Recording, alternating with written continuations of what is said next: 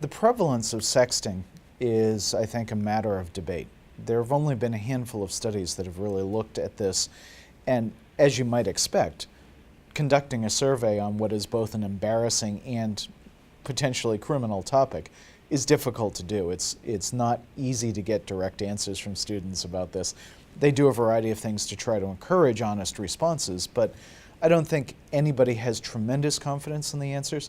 I think that the answer to how prevalent is it probably falls within the 5 to 15% range, in the sense that somewhere between 5 and 15% of high school students have done this.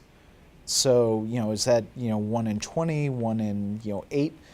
It could easily be. I think what is more interesting is the prevalence of people who have seen sexting photos, which is much higher. At least 50% and probably closer to 3/4 of students have seen this or know someone who has done this.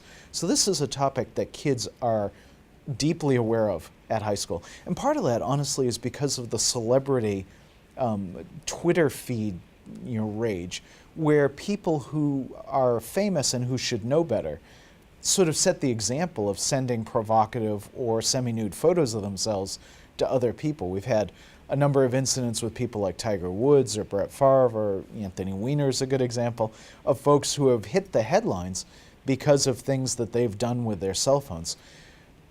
The problem with the whole sexting phenomenon and some of the other cyber traps that I discuss in this book is that we're putting this powerful technology in smaller and smaller hands.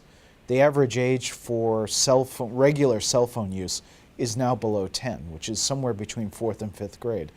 And these are kids who do not necessarily have the judgment to know what kinds of photographs they should take, who they should share them with, and how to use this equipment.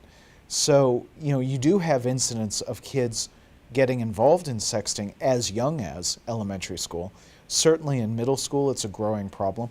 And by the time you hit high school, it's sort of in the, oh yeah, that's not a big deal, I know someone who's done that. So I think this is happening a lot sooner than parents realize. And one of the points that I make in this book is that if you're going to let your child use a device like a smartphone, you as the parent need to be prepared to talk to them about sexting and about what the implications of that are, and to really have good boundaries in terms of what the child can and can't do. And I think that one of the keys to understanding if it's too early for a child to do that is if you're not ready to talk to him or her about sexting and about whether or not they should take photographs of their naked body, then it's not a good time to give them a phone.